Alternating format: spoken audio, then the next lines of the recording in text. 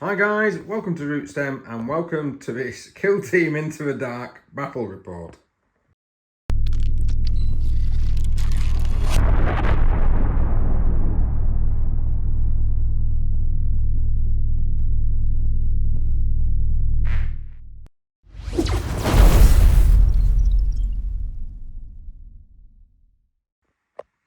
Hi there folks, thank you very much for joining us. Yes, I'm doing a Kill Team Into the Dark battle report. Yes, I'm playing on an unpainted board. So I do apologise about that to start with. I just didn't have time to get all this painted to a satisfactory level. I'm not going to want to rush this particular type of terrain. It's quite nice. It's a little bit expensive. So let's not rush it. But I am wanting to have a go of it. And I wanted to show you guys some of the good stuff that you're going to be able to do on this. Although I'll be honest with you, if anyone's seen one of my videos regarding putting this stuff together or had a look at my article on the website rootstem.co.uk, man, it likes to wreck your fingers. I've already cut my index and middle finger on my left hand open twice trying to assemble this, and even sometimes when you do assemble it you still get a bit of wobble, like for some reason that's not flat. I need to figure out why and where, because it is actually quite stiff. But we're going to be playing mission 1-1 from today's book. I'm going to be grabbing hold of Bev in a moment just so we can talk about skill teams. But that's what we're doing. And here's at least my Brood Coven. Here is the Brood Coven kill team that I'm taking in this game. There is two types. There's a worm tongue, as I think it is, and there's a Brood Coven sort of kill team that you can take for Genestealer Cult. Tried doing the Wormtongue one once against Bev's sister kill team, and I got absolutely annihilated. So I thought, because I'm wanting some hybrids, because the Wormtongue one can only have neophytes, I thought, no, I want some hybrids in this game. This is supposed to be Space Hulk. Let's get some form of Genestealers coming into it. Then I went for the Brood Coven one. So we've got a fire team of neophytes, we've got a fire team of hybrids. The hybrids have got two of the heavy gunners, as they're classed as, one with snippy snip claws and of course the other one with a rending saw. Everyone else for that team is normal because the leader is in here, and the leader is the one with the power axe and bolt pistol, looking pretty suave there. We've also got a gunner with a flamer. We've got two lads there at the back. They're going to be armed with the auto guns. We've got one with the shotgun, and of course we're going to have two of the heavies, one with a seismic cannon, one with a mining laser. Now, so when it comes to equipment, I have taken heavy weapon bipod on both of those guys. These guys are not really going to be able to do a lot of maneuvering in this kill team, so we're going to be having to try and do a bit of this new action, Overwatch action. I can't remember what the action's called. Guard, thank you very much there, Bev. She's only just read the book and she knows more than me. And I've also taken mining rig to give these two relentless as well on the board. Let's have a look at the opponent. So this is the Deathwatch kill team that is going to be going into battle. We have, of course, I've got an extra man now regarding the balanced data sheet. So it used to be a 5-man team, it's now a 6. We've got a gunner with a combi melter. We've also got a sergeant. I know it's one of the special character models, it's just easier. He's got a combi flamer as well as a, I think it's something blade. It's like a Xeno phase blade. Same with the fighter here, Xeno phase blade with a plasma pistol. And we've got two regular warriors with bolters. This one's going to be equipped with an Auspex. We're going to be given the Purity Seal here. And of course, we've got a heavy. He's going to have the Infernus heavy bolter with suspensors to make sure that he's going to be able to move and fire on the go. Okay, so we've seen the kill teams. Let's just quickly go over the mission. This mission is called Security Area. So each of these, this one, and this one, are all separate areas. At the end of the actual game, we will score 2 victory points for each of these that we control, and we control them by having more models with action point limit in there, which for me is going to be easier because I've got more models, but I'm not going to be able to sustain the same type of damage as what Bev's unit's going to be able to do, especially when she's got 6 kill team members. The secondary sort of mission that's already in here is called Restart. So these two, and these two are all inoperable or deactivate dormant sort of power-ups. What we need to do is get within an inch of them, or a base near enough base to base, and then we can spend an action point on it, and then we can restore them, bring them back up, and we score a VP for each one of those that we actually activate as well. And of course, you've still got your tac ops. There is certain tac ops you've got to remove, but we've picked our 3 for the game. So the Genestealer Cult tac ops are these 3 particular missions here. I'll give you a minute. There we are. And these 3 are mine for the Deathwatch.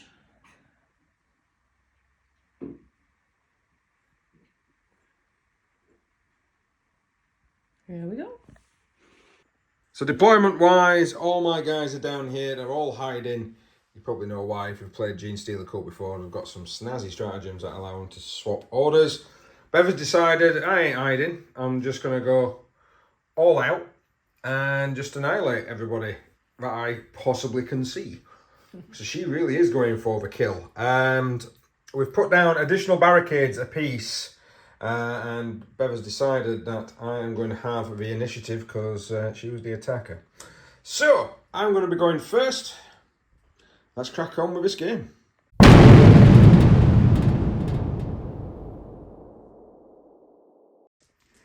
So, on the first turn of the game, one of my guys barreled into here, sneaky, up to the crates. Bev countered with her sergeant slamming through the door.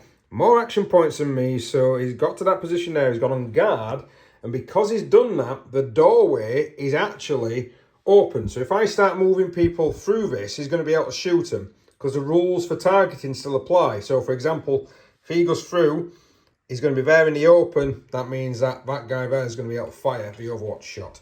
Down here, I did a group activation, got these 2 into this particular point. Bev then countered, running this Marine up here, opening the door, and then allowing himself to be able to shoot. We've checked the rate, we've checked the line of sight, and as you can see from there, you can see both sides of my base, meaning I am not in cover, therefore I am not concealed. So, opening fire, what type of bolt rounds are you firing from the Deathwatch bolt gun? Kraken. Kraken shot coming in. Go on then, needing freeze. Oh dear. It is a hit though, and it is a Kraken, so it's going to be only 2 defense dice against this. So I need at least one of these to be a 6. And I don't get it. So that's going to be 1 lot of damage. How much damage does that do? 4. 4. So 4 points of damage of calm that guy. So we've progressed on. Bev has got a couple more people on guard down here, but what's actually happened is I didn't realise that these have kind of got a bit of me underneath, and Bev has managed to draw, while he's been about here, draw a complete line of sight to both sides of his base. So this leader, even though I've managed to get him in cover, is not in cover for this shot. He's going to get shot with some Hellfire rounds. Yep. So Bev firing off some Hellfire rounds into the leader. It's -1 to hit because you're doing it on guard, which counts as an Overwatch shot. So what would it normally be? 4 dice on 3+. So it actually becomes them 3. But because you're firing Kraken, which has got rending, you get an additional hit. That is very, very strong in this round. I've only got 3 dice needing defences, needing 5s. My leader could go down here. Oh, none of them! Not 1! And to be honest, even if I manage to get one, that's 3, 6, 9. Yeah, he is just got to there and been turned into goo by the, yeah, you bugger. So, not a lot of actions moving. I've got a couple more people moving up here. Bev has shifted this other dude forward and then guarded. Marines having 3 actions. It's really coming in handy down here. I daren't move any of these from this door at this moment in time. Although a plasma pistol's only got a 6-inch range. So, there's a good chance I can get through without actually being shot. Down here, I'm having to be wary. There's only a tiny point where Bev can see. So, I've got to be really careful on what I'm doing. I've managed to move that bloke up, but it does mean, because it's gone back to Bev's turn, she can Overwatch fire. So she's now going to fire some more shots into this lad here. He's only got 3 wounds left. She's gone for Hellfire rounds. She's needing 4s because it's an Overwatch. Jesus, there's no point me actually rolling dice because that's 4 hits. No, so I lose another operative. Down on this side. Damn it. So, damn. Yeah, I've gone and lost my leader, and I've gone and lost the guy down the actual flank straight away. I might have to try and infiltrate and bring some folks back up to try and control that particular room. I think Bev might have control down here as well. I'm starting to get a bit worried about this. So we've got another guard happening down here. This hybrid has sort of gone through the doorway of the hatch. The sergeant is now opening fire. Go ahead. Jesus! 4 hits. I don't think I got any saves there at all. That's another guy gone down in this first turn. I'm turning into paste as soon as I'm trying to run through these close confines of these doors. Deathwatch Marines definitely ramping up and being quite good in this, especially with the guard. Although Bev scored a point, by the way, for that. Oh, we did forget to mention, Bev, because she killed my leader down here, did score Headhunter, because that was one of her missions. And she did it in the first two, well, within the first 2 turning points. So, yeah, she's managed to get herself right onto 3 VPs before I even got a chance to get off the actual ball here. She hasn't really got Overwatch, because when you fire the guard, you count as firing Overwatch. So you don't get a chance to fire another Overwatch shot. So I am pretty, apart from maybe a bit dodgy down here, I'm kind of clean. So I think I'm just going to finish off this turn. So the rest of my turn is just filtering up. At the end of the turn, Bev showed the execution card. Yeah, this is going to be a bit tough, I think, to be honest with you, for me. Although if I can try and get within charge range of some folk, might be a different type of game, Bev. Might be a different type of game. Right, we're going to go into turn 2.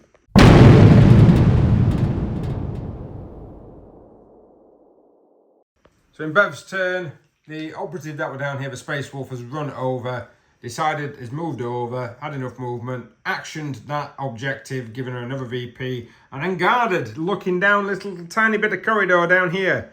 So, although if I'm clever, I might be able to get away with not having the whole base revealed. That's something I'm going to have to try and do at the moment. Here, my guy has decided, right, I'm going to action, going to become engaged, going to action this to score myself a VP. I'm also going to open fire into this fellow Marine here with the heavy weapon. I've got 4 attacks. I have no idea what I need. Hang on. So 5 dice, needing 4s, did you say? Yeah. God damn you! I can reroll one of my attacks because of the straps. God! Let's use a command point. I need at least 1 hit here. Right, I got 2 hits.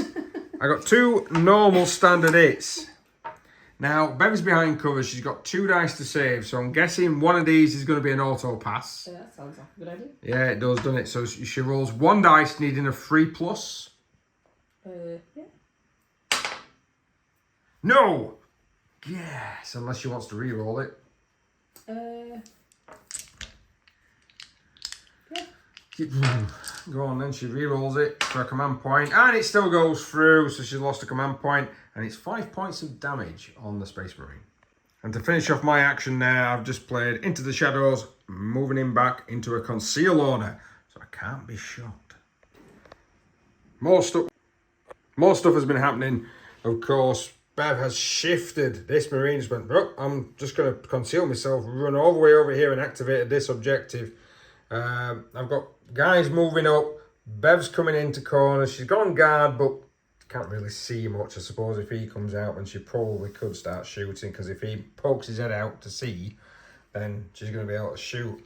I've got no idea what I'm going to be doing here, to be honest with you. I need to look. I think I'm going to declare a charge over here. Right, so I'm risking it. Charging in to try and take away that guard, because I really do need to try and take away guard. Bev is going to now be doing the Overwatch, as it were. Go ahead. She needs 4s. What rounds are you doing? Hellfire. Hellfire again. There you go. No rending. She's got 2 hits because she needs freeze normally and it's -1 for the Overwatch.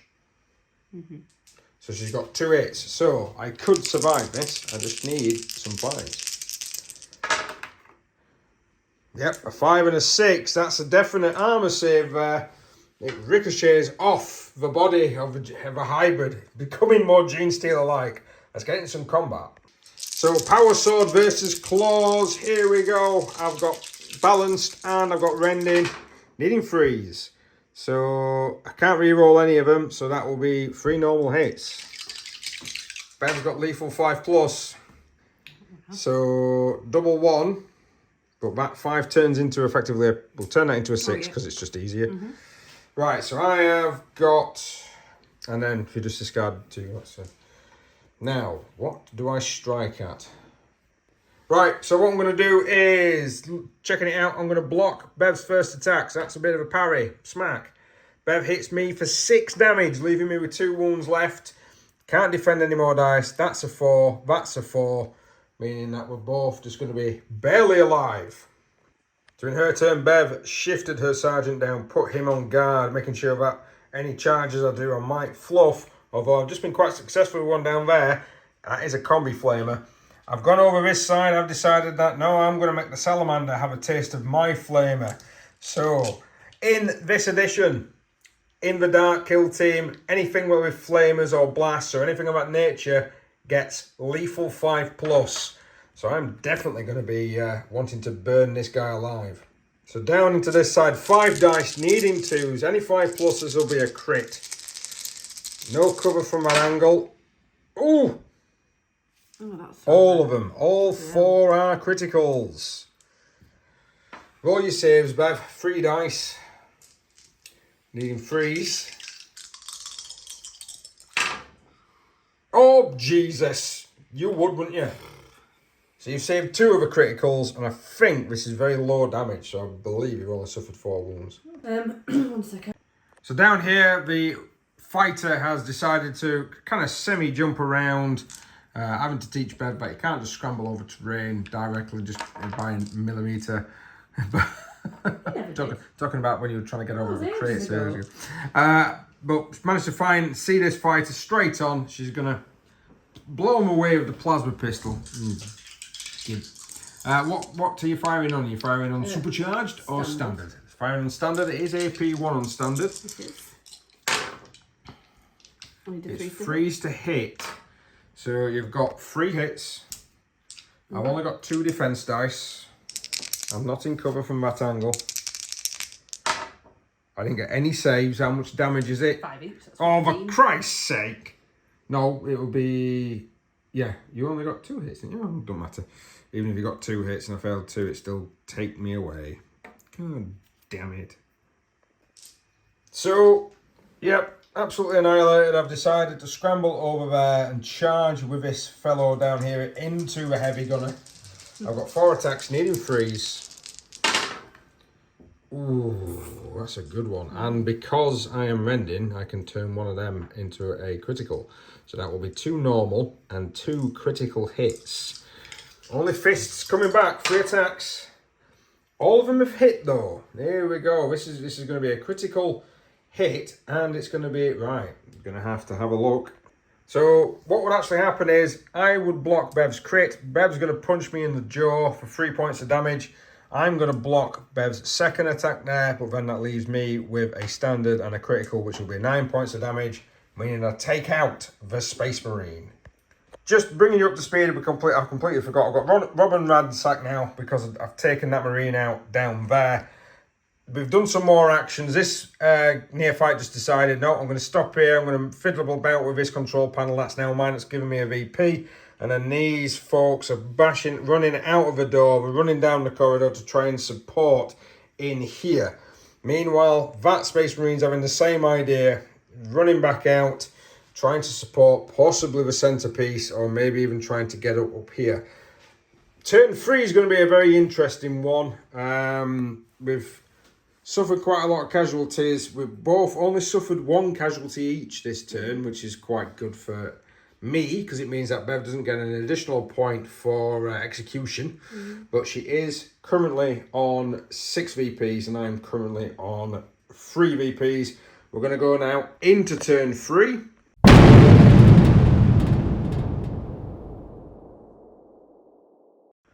Right, Bev again got the initiative. She's going with the Space Wolf first. It's going to be 4 dice. She's decided to play And They Shall Know No Fear, meaning that she's no longer injured for this particular round. So she needs freeze. Well, there's no point me rolling any dice because Bev gets to fight first. Even if I do that and I still get quite a good score there, Bev gets to fight first and she can just go, right, any of them, hit me, which will take me off my final wound and I die. Bev is now going to start to shoot at the one that is now out in the open. And the warrior is no longer injured. Are you going to go for your hellfire, your crack and your vengeance? I'll go for hellfire. Going to go for hellfire rounds, which basically means it's got a rending. Go ahead. Right, so that has actually worked because that's made it that. Because of the rending. So 2 normal hits and a critical. I need some good saves here. Oh, you swine. So I do manage to block that. I've managed to block that one. Failed to block the last one, which would do how much damage? 3? 3. So down to 2 wounds remaining and injured. So Marine has fallen back. It's pretty much going to mean that that's going to be out of charge range. Down here, this mining laser is going to open up on this body. It's heavy, an AP1, and I can reroll 1 attack dice. Just want to move your dice, darling. I need 4s. God damn it. Right, so I've got a critical and a normal. So Bev, you're on 2 saving throws here, needing freeze. You just dropped your phone? Yeah. I think that they were I think they were the 2 dice. So Bev decided to use the 2, block the critical, knocking that Marine down to 1 attack. Bev, it's your turn next. Not 1 attack, 1 wound. God damn you, Paul. So for Bev's next action, she's deciding that this heavily wounded guy, which she hasn't put a wounded count on, are you And They Shall Know No Fear in him? Or? Yes. So you're going to use last command point? Yeah. For And They Shall Know No Fear on this guy. He's going to fire a plasma pistol into him. We've checked the cover line. There is a slight bit of overlap on the edge. So I am going to be able to get cover. I'm guessing you're not going to fire the supercharge. You're just going to go for the standard. Because if you roll any 1s, you're dead. Apparently I'm not injured. Doesn't quite But you are injured. Doesn't quite count the same, does it? Yeah, I'll just roll standard. Roll standard then. You're not injured, so you're needing freeze. Yeah. Ooh, so 1 critical, 2 normal. I've got 1 less dice because it's AP. Is it AP1? Yeah. So just remove your misses. So I got 1 normal save, which will save that. So that is how much damage? 11. Oh Christ, that's a dead guy. And then Bev decided to bugger off. So what I'm going to do, which is, you still got 2, so you still got that guy left. So I can always move that person or try and kill. Right, charge. So the rock cutter is going to need 4s, but I've got relentless, meaning I can re-roll. And I need it. It's also a lethal 5+, so any 5s are effectively a 6. It's the easiest way of putting it. So that's 3 criticals and a normal hit. You've only got fists coming back, Bev. I always don't feel like there's any need to roll. Well, yeah, there is, because so you've got a critical and 2 normals. So it's whether or not I try and stop you here, or I mean, I can murderize you with 2 hits, but it's sod it. Hit you, which will be 7 damage. That's ridiculous. So you've got 4 left. I'm guessing you're going to hit me back with your critical before you die. Takes me down to 4, then I'll have a hit, another crit, and that'll murderize you. So a nice bit of clear and sweep on that section there. Looking at it at the moment, this is going to be my section unless Bev can do something. And this, the middle bit, is currently mine as well. I don't think I'm going to be able to get this one. So it might be best off just abandoning this one completely just to try and win the game. He says, you know, doing his little mustachio. But it all depends on what Bev's going to do with one of her last warriors. What is this fellow doing? So he's changed to an engage order. Let's swap that out. He's managed to get through the doorway. He's got... Bev did play the Bolt of Discipline right at the beginning, so he can shoot twice. So let's see who he can actually shoot at. So Bev decided to go for some Hellfire shots now into this guy that's out in the open and already wounded. Ooh, this could change the dynamic of this one completely. We're talking, it's a rending hit, so she can retain another normal hit now. So, yep, so that would be a hit and a normal hit. I need some saving throws. Maybe I should shift some of these dice here. Move some of your paraphernalia, Bev. Your paraphernalia. Ah! Right, I'm going to try and command point one of these because I really do. I've got one command point left. I'm trying to use these weird trackers and I'm not. I'm not very much luck with them. Right. Yes! Managed to save. Woohoo! Forgetting about Bolt of Discipline there, Bev is now shooting again into the same guy.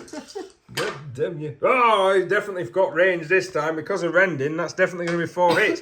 There's no point me even rolling saving throws because even if I got a maximum 3 6s, I'm still getting hurt, I'm still getting damaged, I'm still getting killed. Okay, the Flamer guy now has actually gone up and he's decided that I'm going to pour some fire into this wounded Space Marine. Let's see if I can kill him off. So 5 dice, needing 2s to hit. So that's 2 criticals because it becomes lethal 5+. So that's going to be a lot of hits there. Now Bev is behind cover with 3 dice to save. So she can retain 1 as an automatic pass. Yeah. Which she will do. And then 2 normal saves. Oh, that's pretty good. Right, so she saved that, but that's going to save 1 of them. It's going to save 2 of them. But 4 wounds are still going to go through on the Space Marine. He is going to perish. Right, Bev's decided to do a dash and a move, well, move and a dash, and then shoot the Flamer, because you're within 2 inches, and that basically means that I can be seen. So go ahead there, Bev. So that is, yeah, it's quite a lot of hits. Now, got 1 command point left. I need some 5s here. I got 1, which is going to stop the critical. Now, it doesn't matter about the critical because it's 2 damage each. So that's 2, 4, 6, 8, which I think will kill my guy. So I'm going to use my last command point. Oh, this stupid thing doesn't even actually have a 0. I'll put it between 1 and 2. To re-roll one of these dice, to fail, and to take 8 damage and die. So after seeing his fellow hybrid absolutely toasted through a doorway, that fellow there has ran back into this room, but also given me control here. But what I didn't realise is I've still got a person to go. Bev has nobody to go with. She's got 3 Marines left, meaning that this fella here can overwatch and try and shoot the Flamer, which is what he's going to do. So what rounds are you using? Bearing in mind that I would be I'm supposed to be in cover there. The idea, I'm supposed to be there. So I'm supposed to be in cover there. Now there is one where you can ignore cover. The Dragonfire. The Dragonfire. Do that. You're going to do the Dragonfire then. Right, you do need force to hit because it is an Overwatch attack. It's always -1 on Overwatch. How's that look? 2. Ignoring my cover. So I've got 3 dice. Needing 5s, no command points. I got 1. So 1 goes through. How much damage is it? 3. 3. Ooh.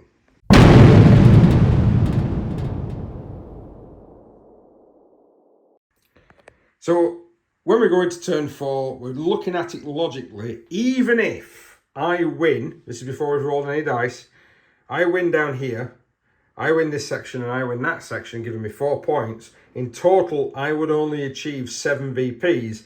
I can't get this one off Bev. This is Bev's. So she's going to score 2 for that, and she's already on 7, which means that Bev will then go to 9. So even if I do claim room number 1 and the middle room, I am not going to be able to get the next one. That, yeah, to the wire there. Crunchy crunch and punchy punch and everything else. How did you find that, Beverly? I quite enjoyed it. Quite enjoyed that one. Did you have to use a lot of different tactics? No. Yeah. Alright, no. No. Prayed for the dice.